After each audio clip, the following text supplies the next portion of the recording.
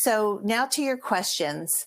Um, Someone writes, and you just talked about this, so you could talk about this more. When I set boundaries, it triggers my younger child's anger and frustration. How do I handle tantrums in the moment, and how do I prevent them? And before you answer that, Yeah. we got a similar question. A parent asked, how do I reduce meltdowns in teens? So if you could talk about those two different age groups. Absolutely. And it is not surprising that we got those two questions, because of the 500 pre-submitted questions by parents for this webinar, I would say there were probably 45 that mentioned the word meltdown at some level, because that's a really common question that we get. So one of the reasons why I wanted to make sure to include this slide is to think about this as a framework for how we address meltdowns, anytime that they occur. When parents say to us, my kid is having meltdowns, we say is, look, meltdowns are multifaceted and multiply determined. They're a function of the fact that kids are evolving their emotion regulation systems.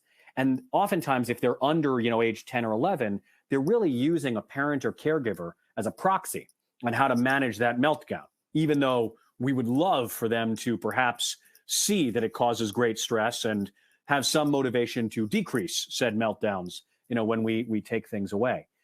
The key here is this. The reason why meltdowns happen is that they are having some emotional dysregulation. They don't exactly know what to do with that. They need those skills from us. And then secondly, sometimes there's a functional aspect to meltdowns. You melt down, and sometimes your parent says, fine, you can have 5 more minutes of, this tablet, or fine, I won't bring you in from outside, or no, you don't have to go in and pick up your room. I can't deal with this right now. We leave. That's not a failure as a parent. That's just what happens for parents. That's one of the reasons why meltdowns happen. It's just because, for some small percentage of situations, kids know that if they throw a fit or they get really emotional, you might be likely to reshuffle the deck and, deal them a new hand. And maybe that hand will be better than the current hand you're kind of wanting them to do. So what we'll lead parents through, and there are lots of resources about, preventing meltdowns online, lots of resources on Attitude's website, on childmind.org. We've got lots of articles on these strategies. But we're often saying to parents, we're saying look, what's first of all the positive opposite of meltdowns? It's staying calm in challenging situations. And then we'll say to a parent, the way that we build this out over time, it's about hundreds of trials, not just a single meltdown. So if it's staying calm in the midst of challenging situations, we think about a few different components we build. The first is how we actually build the skills to manage challenging situations. We want to educate kids, provide them a bit of what we call psychoeducation on what you can do in the moment. You see this a lot in schools where teachers will say, what'll happen, what do you think we should do if a friend of yours, comes after you on the playground or makes you angry or makes you frustrated? Or what do you think you should do when you have to wait your turn, in line? These are early on elementary school training activities.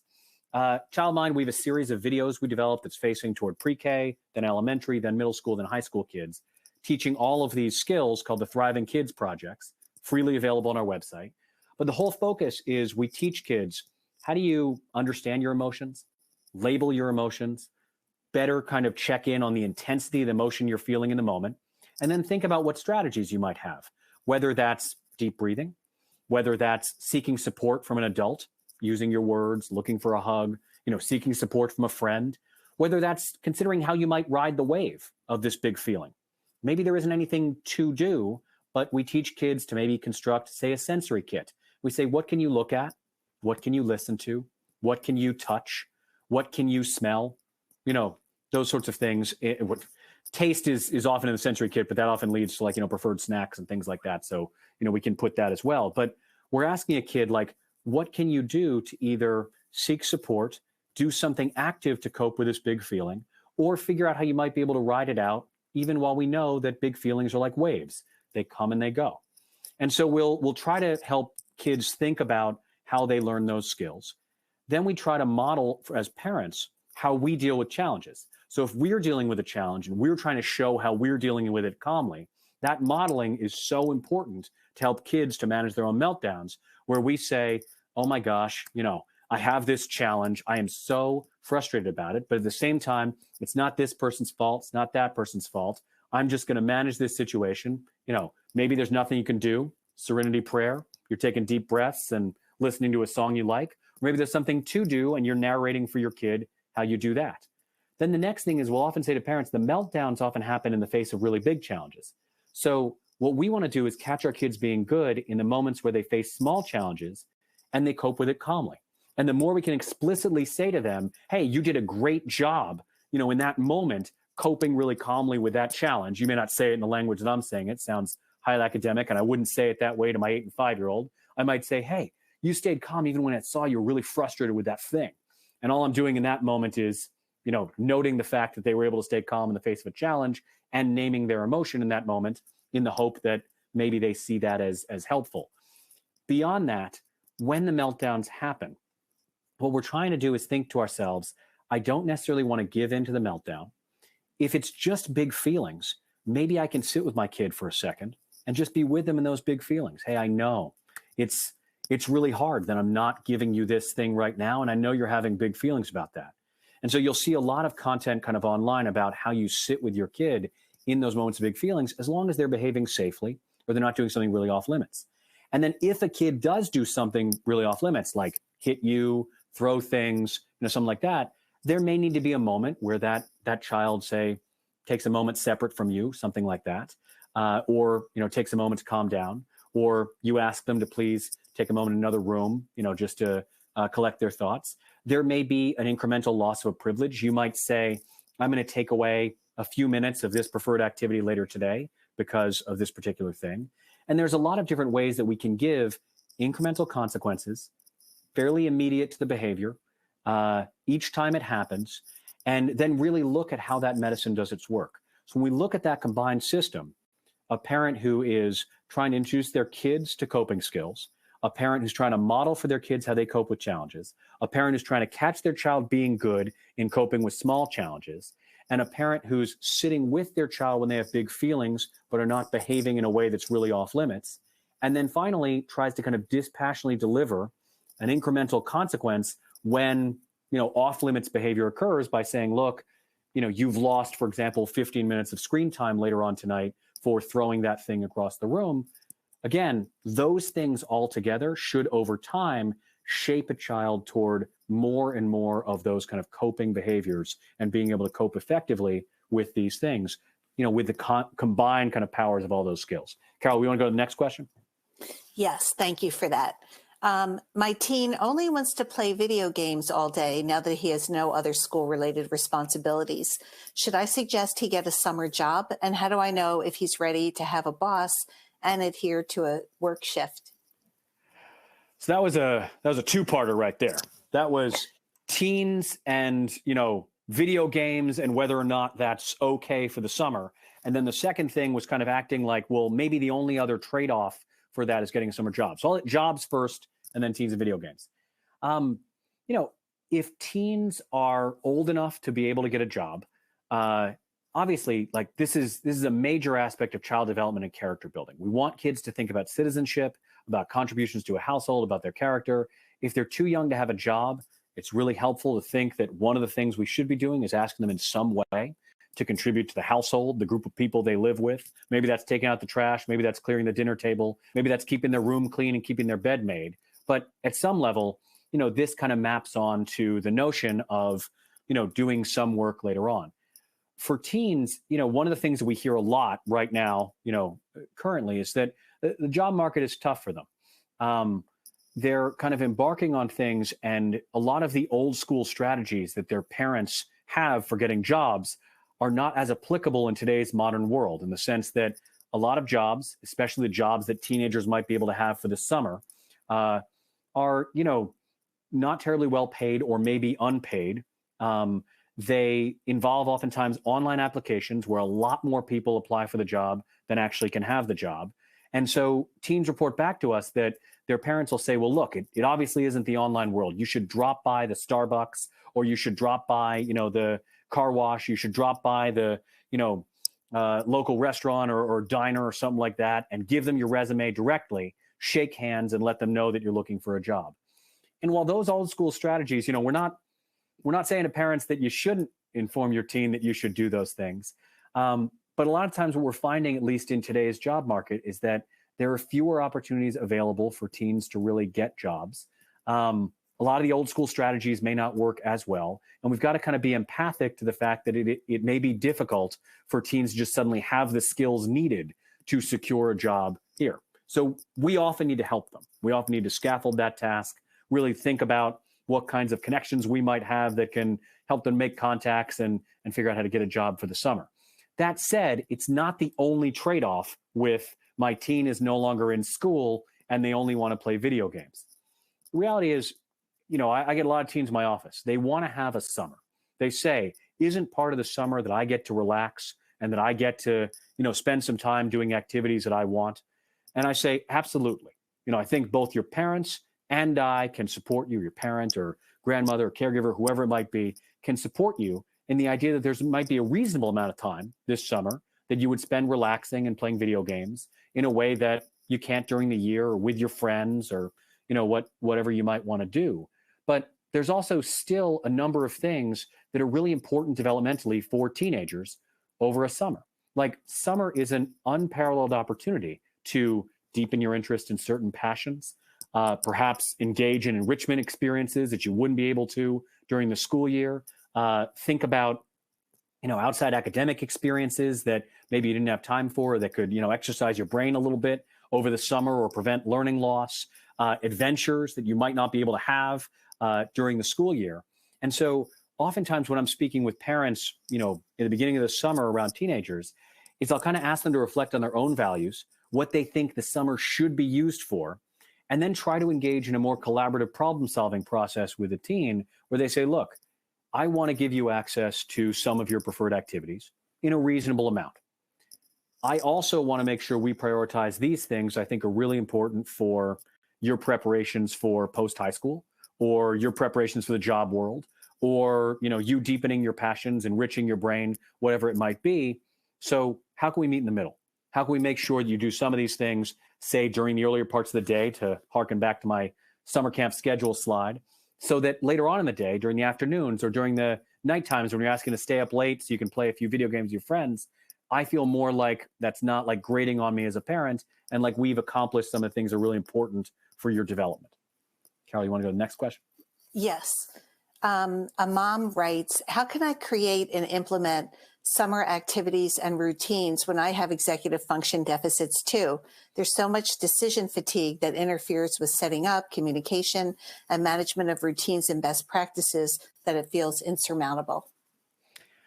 Yeah, so I feel you on this. I mean, we get that question a lot because the reality is ADHD is one of the more genetically loaded of the mental health and learning disorders, realm. So it's more often than not, if we see a kid who has ADHD, they might have a sibling who's got a little bit of those symptoms. They might have a parent who actually has ADHD. And, a lot of the solutions that we propose, I agree with you, sound like we're saying to someone, we want you to demonstrate, 99th percentile executive functioning on behalf of your child. I'll go back to the same coping thought that I have as a parent during the summer. Every day doesn't have to be a win, but I really focus on bringing my best self to certain moments. Similarly, with structuring schedules for the summer, it's trying to figure out how to take it step by step rather than being paralyzed by the 10,000 foot view. And I don't blame you. I've given a lot of the 10,000 foot view right here. What I would go back to with any parent who says, look, I got decision paralysis and executive functioning is I'd say, look, let's start with one specific intervention. Maybe you want to get a big calendar for the kitchen, and we're going to focus at some point this week on getting what is out there, not making a perfect calendar, but just getting some of the stuff on there for the summer. Then the next step, the next week might be, okay, we've got what is in the summer right now. Now let's focus on a couple of things you think might be missing.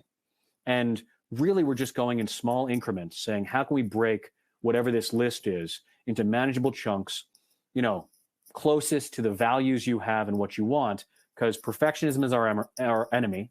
If we're struggling with executive functioning, I should say, whether we struggle with executive functioning or not, we can't be perfect. But we can be intentional, and we can be intentional in small bursts. And we can reflect on, what little nuggets out of anything that's being said in a webinar like this we want to focus on, and then try to block out the noise for everything else as we set up just small goals for ourselves. And the reality is you knock down one small goal, over the course of a span of a few days, And then we just kind of try to see if we can move to the next one. And we won't notice big changes maybe on the span of a few days to a week. But if we reflect then back on the scale of 1 to 3 months, we might really see some movement. Carol, what do you want to go to next? We had a few questions around rising seniors, that they need to write essays for the numerous schools that they plan to apply to, and how to get them to do that this summer without nagging them. Yeah.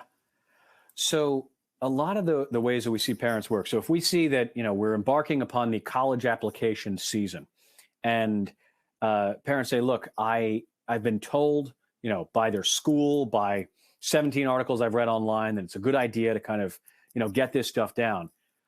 What we often start with is this kind of nebulous task where, we'll be telling a kid, you need to get this done by the end of the summer. The task isn't broken down into small pieces, and the amount of time is so large that most people don't do well with that, whether they have ADHD or not. If you've got a really big time block, the tendency in our brains is to say, well, it's a really big time block, so I don't have to do anything now. I'll do, things as the time gets closer, as my anxiety, the urgency increases. So really what we want to do with something that big is say, all right, where do we want to be at different waypoints of the summer? We want to have, let's say that, we don't want to be running this up right to the start of school. We want to have, certain points of the summer we're relaxing more, certain points of the summer we're working. We could choose to structure the summer so we're working in bursts. We could choose to structure it so that we're doing a little bit every single week. But we want to present this to kids and say, look, this is what needs to get done. This is what that process looks like. Like what we're looking for is, say a draft of this particular essay by such and such a date. And what a draft might mean is just, having some good thoughts in an outline by this date. It might mean having some prose written up by this date. It might mean we've collected the information for this facet of your college application by this date. And we're trying to kind of put that out there. Now, for some people, they're intrinsically motivated once we break the task down into smaller parts. They see it as manageable and they say, you know what, now that's in my zone of proximal development, I can do that.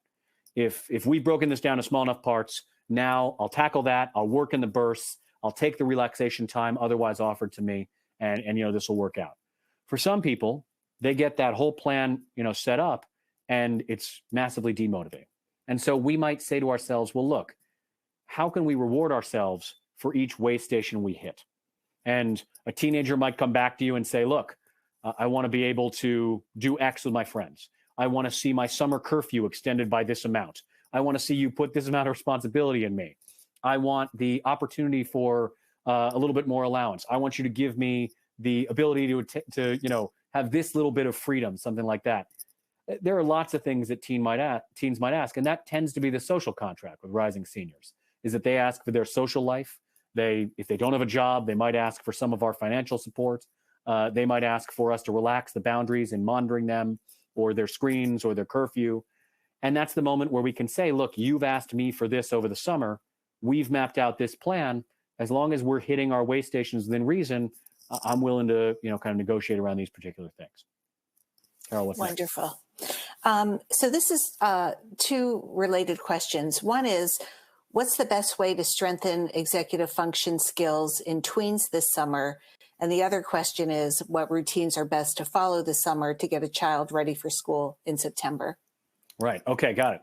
So executive functioning over the summer. So I'm gonna push you all toward another resource, which is a lot of the work of Richard Gallagher and Howard Abakoff and others in the executive functioning space. When we talk about end of elementary school into the tween ages, if we look at their work on executive functioning organizational skills, a lot of that work is focused on the fact that interventions are most successful when parents find a way to help and support with the implementation of the practice of executive functioning skills through brief, moments of check-in on any particular day, and the focus on certain basic skills like managing a calendar, keeping track of what needs to get done on a daily basis, managing materials, managing spaces, and ensuring that they're organized and free of distractions, looking at organizational skills like how you keep your backpack or folders organized, those types of things. There are lots of opportunities in vivo to practice over the summer organizational skills, to say to a kid, we want you to get your backpack ready for summer school or for camp, and to, help us with the list of things that need to be done each day. We want you to help us create reminders, each morning for what this looks like. We want you to help us with the calendar and to consult that, for any given week or month. We want to focus when we're practicing learning activities over summer. If we know that a kid is practicing reading or practicing math skills to prevent learning loss, let's make sure their workspace is free of distractions. Let's make sure if they can't necessarily focus in a private area because they keep getting distracted, we help them to think, how do they manage their work in a public area of the house? And, increase their level of accountability for that as much as we can do that supportively. But there are lots and lots of opportunities to think, how can I help them to anticipate? How can I help them to plan ahead? How can I help them to organize their materials? How can I help them to, think about their own calendar or their own schedule and give them a little bit of responsibility mediated by me in practicing executive functioning skills? Carol, what was the second half of that question? It was the roadmap. It was the roadmap, how to get ready for a new school year in September. Right. So the key with getting ready for the new school year in September is just more that we'll often say to parents, like, you don't have to spend the entire summer, getting ready for the school year, aside from what schools will often tell you, which is, they really want to help prevent loss of gains that have happened in the school year by asking kids to practice via summer reading or other academic tasks, periodically, with some challenge activities, hopefully some things that are a little bit different than what they've done in school, to just kind of keep their brains active and keep practicing that muscle. But more of school prep, comes down to the last couple weeks before school starts. And it's really starting to think, even though we may have relaxed a lot of boundaries over the summer, maybe we've relaxed, bedtimes, wake times, things like that. Maybe we've had kind of more unfettered time in the morning. The biggest pain points when school starts again are getting back into the predictable routines of school. Going to sleep at a certain time, waking up at a certain time, getting out of the house with a certain amount of time pressure. Those three things alone, if we can think in the last couple of weeks of the summer, how do we start to readjust ourselves to bedtime routines that a little bit more resemble the school year, bedtime that more resembles the school year, wake time that is closer, it doesn't have to be, at school, and even practice with what our morning routine will look like in getting out in the morning. Those things can really help for a smooth transition to the school year and not feel like it's like, you've kind of come into it from the summer happening one day and then the next day suddenly we're at school and screaming at each other. Okay. Someone writes, my middle school son has no friends. How can I help him work on his social skills? And what do I do to get him out of the house while he has no one to play with? Oh, that's a really, it pulls at the heartstrings as a question. My first thing is that if kids, if parents really feel that their kids don't have peers that they're able to interact with, my first question is sort of like, if we do have access to any sort of structured situations over the summer that will put them in contact with kids. That's the first thing. Because if we've got those structured situations, we can often let the caring adults in, the day camp or the basketball program or the, play group that's happening in the neighborhood or whatever it might be, say to the adults, look, my kid, for one reason or another, has a tough time making friends. I would love to be able to do this better. Can you flag for us kids who we might connect with in this that we could perhaps invite for a play date after school and kind of begin to develop those peer skills? I'll say that there are a number of books and online resources about how to help your kid, work on peer skills in a supportive way, or work on what it means to be a good friend and what those skills look like.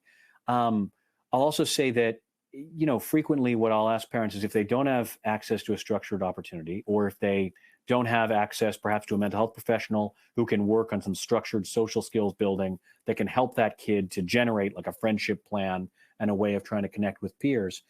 The last thing is I look for connections in the community. Are there parents, family members, others who we can say, look, my kid is having a really difficult time making friends.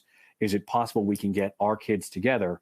And I can structure the situation by saying to my kid, here are a couple of things I really want to focus on while we're getting together with his family, or while we're getting together with his family member. This is going to help us to be able to have, play dates in the future or get kids to come over to our house.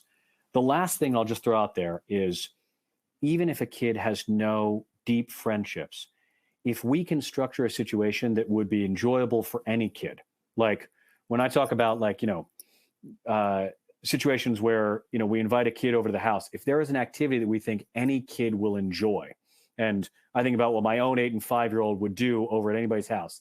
If anybody's got a trampoline in their backyard, if they're having a water balloon or squirt gun fight, if they've got, for my 8-year-old, new Legos, for my 5-year-old, if they've got a new art set, like, it's, I don't love it, but like kids are very much attracted to novel activities that are kind of structured.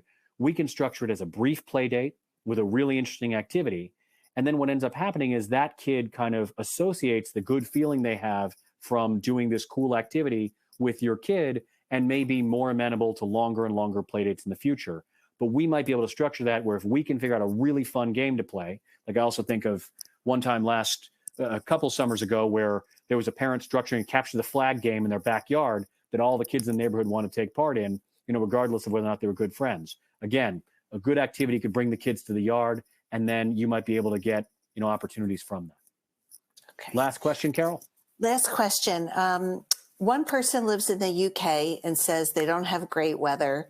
And another person says she has 13 and 15-year-old boys and they live in an unsafe neighborhood. Yeah. So they're both asking about opportunities to engage their kids' brains and do fun activities that don't depend on being outside. Yeah. And so I will say that in the article that's actually highlighted on the screen we're displaying right now, Screen Time in Summer, we do talk about that exact point, that for kids who live in areas where parents don't feel safe with them being outside the house or where there's not as much access to outdoor activities, we want to think about those trade-offs, because for a lot of parents, they'll say, I know they've got to be either inside the house for a lot of the summer, or I know they might have to be indoors due to the weather. I don't want it to all be on screens. And to be sure, not all screen time is created equal. So we go into the notion that there are activities that can be more enriching on screens, can be facilitating of learning, can be facilitating of physical activity, even indoors using screens. What we'll also go back to, and I mean, look, I go back to this and I do this with patients all the time, where a patient will say to me, look, I can't be outside too much this summer. Or I can't necessarily be out in my neighborhood. And we'll say, this is where, we live in a digital age. The internet can really help us come up with all kinds of activities in all kinds of different categories that may not be screen-based, but that we can do, on a budget indoors. We can look at how we develop new skills. We can look at, learning new things. We can look at ways of, and all of these things can happen indoors. We can be doing service, we can be doing arts and crafts, we can do creative activities, we can do movement activities based off of, guided things that we find on screens. We can be doing no tech activities where it's board games, card games, all kinds of different projects that we might be able to do. We can help out around the house. We can do chores. But a lot of this becomes from, we'll try to make lists with families of all the opportunities we might have that we feel safe doing, all the activities we might have, aided by Google and ChatGPT, and then say, okay, now, given that we're going to have a schedule that's going to have breakfast, lunch, and dinner, maybe a couple other times we ask ourselves, if we need a snack, given that we might, have some time we're practicing learning, reading, or, math or something like that, and we've got some time that's free time and just doing fun activities we each like on screens, how do we want to occupy the other parts of the summer in enriching ourselves, developing skills, connecting with each other, or doing any of these activities that are safe indoors and don't cost us anything? Okay. Dr. Anderson, thank you so much for joining us today and for sharing your great advice for our ADHD community. We appreciate it so much. Thank you all for having me, and please check out the resources.